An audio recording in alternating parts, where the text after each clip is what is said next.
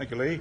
And big thank you to the Pulse Growing Association here that has been supporting this effort in a number of different ways. And most recently, the SSCA has been working in close association with the pulse growers to do a more formal lobby effort on this topic. Also, one of your former board members, who's a former SSCA president as well, John Bennett, who a lot of you know, has been on this file for the better part of 15 years. And so he's been my mentor in this in some ways, and we've been working closely together in the last couple of years on this.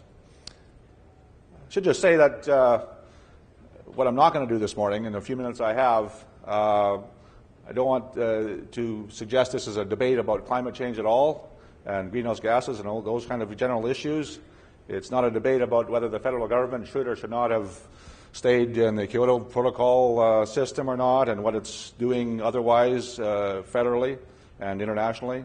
And I don't want to pretend that this is a comprehensive view and the disclosure of all of the elements that are involved in this new industry that's emerging. 15 minutes or so is a far cry from opportunity to disclose the kind of devil in the details aspects of this topic, but I'll try to give you an overview of issues that are there and opportunities that may present themselves to you and your farming operation in the near future. Green.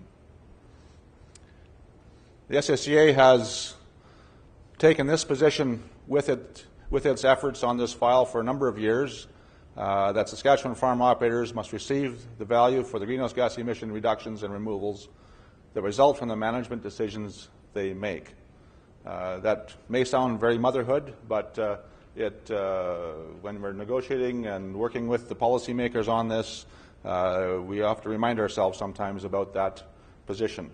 And I think it's important for you to recognize that's where we're coming from on this issue.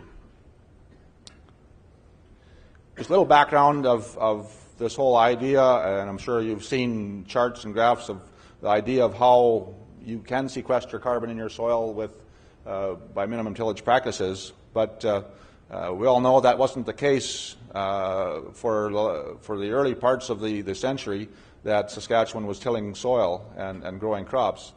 It's estimated that we lost about 1 billion tons of organic matter, but that even translates then into the language of greenhouse gases and CO2 equivalent. That translates into about 3.7 billion tons of CO2 that ended up more in the air than they would have otherwise been. And we are trying to reverse that for lots of different reasons, and one of them being driven by this climate change issue.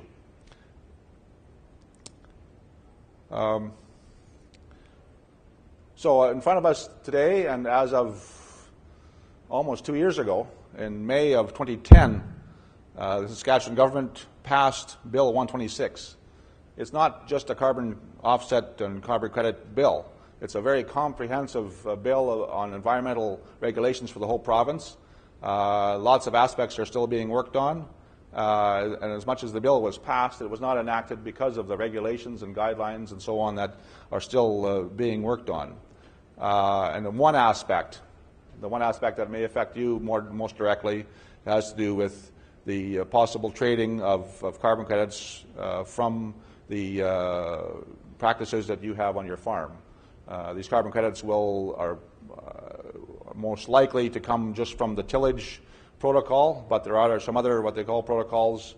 One is the nitrous oxide protocol that has been developed in Alberta that's being brought forward, and that relates to variable rate fertilizing and aspects of that may provide you with some credit, as well as not just tillage, but the conversion of fallow to continuous cropping, if you're still converting that in the short term, may also be a separate protocol other than just the tillage. Now, the other positive aspects that identify here is that we were happy, and that this bill is far-ranging to do with environmental impacts and to do with greenhouse gas emissions by industry in Saskatchewan. But the fact that they are allowing the inclusion of soil sinks is somewhat unique. It's been done in Alberta, and it's been done in another jurisdiction on a voluntary basis in the past. But, for example, right now, California, which is enacting somewhat similar legislative aspects of environmental issues, is not allowing soil sinks anywhere to be brought into that trading system. And certain other areas do not allow it, but Saskatchewan is. And just for your interest, I guess, too, the fact that Saskatchewan is somewhat unique in the world, practically, not just in its number of acres, but our climate is such that we have the largest potential to actually do this reversal of degradation of organic matter because of the combination of hot and cold and annual cropping, that places that even continuous crop, like Brazil, they may crop all year long and do minimum tillage, everything they can do, but they will not build up organic matter likely because it will decompose and mineralize as fast as they can make it. And here we have the opportunity to build it back and make our soils better.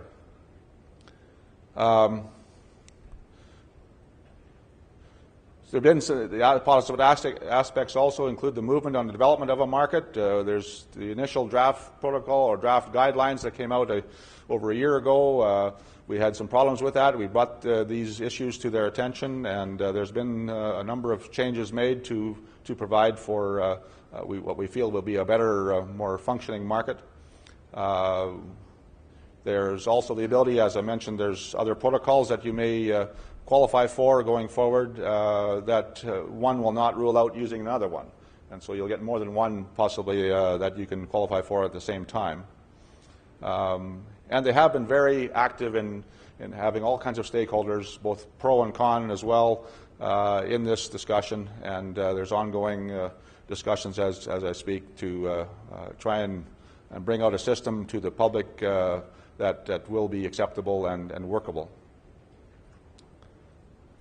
In the few minutes I have, I'll just try to key in on a few issues today that we feel are key to making this system work and maybe detractions from allowing it to work properly. The discounted sequestration rates, market options and banking of credits, verification requirements, and then the bigger issue of who benefits from sequestered carbon. I want to just show you some information on that. Today, and it's even a little bit changed from this number and not in our benefit, the protocol to this point is talking about dividing Saskatchewan into two soil zones. One referring to parkland or the black soil zone has the higher rate of sequestration that has been proven to happen there. But there are a number of discount factors to bring in, and one of them plays into what some of you may have been told by your city cousins, if you will, or other people in this industry to say farmers shouldn't receive anything because they've been doing this practice for a while. Well, a lot of that aspect is also referred to as business as usual as a discount factor is being brought into play, but we want to treat all farmers the same, not just not allow only farmers who have changed practices in the last year or two to participate. And to do that, though, we have to sort of water it down to a level that allows every farmer to gain a little bit and to incent them to continue that practice that will improve their soils and reduce CO2 emissions. But we feel it's getting to be excessive, the way that the different factors are being brought into play. And it's at least 71% from the science-based sequestration that you will actually cause to happen. You will only have 29% or less available to sell, to trade as an item. That's in the black soil zone. It's similar in percentage, just lower numbers in the brown and dark brown soil zones. And we're working at still trying to be fair on the balance of that business as usual aspect and the assurance factor idea. but we're working very hard to ensure that there's some return to you that even makes you want to participate, because when you translate those numbers of tonnage or kgs per acre into dollars, using some assumptions right now at a $10 farm gate price, that translates into only like $1.20 an acre in the parkland region, 65 cents per acre in the dry prairie, which is the brown and dark brown soil zones. And our, I guess, point on this, as highlighted there, this is not acceptable, and we're trying to work with them to fulfill the needs of international trading going forward as well, and so on. But it's difficult to see where we're going to end up on that. Oh, sorry about that. There's something wrong with my overhead, but. Now, with the issue of marketing options and banking, a lot of the initial regulations and guidelines came out of the Alberta system, which has been operating for about 4 going on 5 years now. We felt there was some shortcomings of that system, that if we base it only on that model, farmers in Saskatchewan would never really own the credits and not really have the marketing choices that they should have. The dynamics of the marketplace in Alberta are very much different when it started, and still are different than here. The supply-demand balance kind of circumstances are very different there, because the Alberta requirements for the industry are much higher, and their acreage are lower, and the numbers are really quite skewed opposite in Saskatchewan. So we felt we needed to provide for a system where at least farmers who are making this happen should be able to have a document each year that says, I own this many credits, and decide when to sell them, so that they don't expire and they don't go stale, and they don't in a kind of a storage way of thinking as we think about commodities, because a lot of it is based on paperwork and proof of practice, and over time that proof becomes a little harder to verify. So we've been proposing, and we feel it's ready to be rolled forward, is 2 options that will provide for farmers to have some choices on how they participate in the system. That track A, overlapping there again. That we hope that crop insurance becomes involved in being able to use a lot of the data that they already collect and add a few columns to some of the forms, and so it's make it made easy to at least register the credits and have the farmer own them and choose later whether to sell them. But these things have to be certified at some point before they can be sold and used by the emitters who need to purchase them. We're saying track B is similar to the Alberta system. Here's a kind of a chart layout of that in a little different form, just for your interest. That we're saying that track A, involving a data collector like crop insurance, they would have to. The farmer would still have to find a third-party verifier to do some of the verification requirements of that, but they would own it until it becomes serialized. Well, we're down to a few minutes here. The Alberta system, just in comparison, shows where the farmer actually gives up control of that very soon into the process. They're giving up control of that, of the ownership of that ton of credit. So market options and banking, that all creates, by being able to do that, where where the farmer maintains ownership, then the options of sort of banking the tonnage until demand and the marketplace shows itself to be more fluid and more liquid, allows the farmer to participate a little better in that. Verification, there's always that aspect in a system where it's not a physical commodity.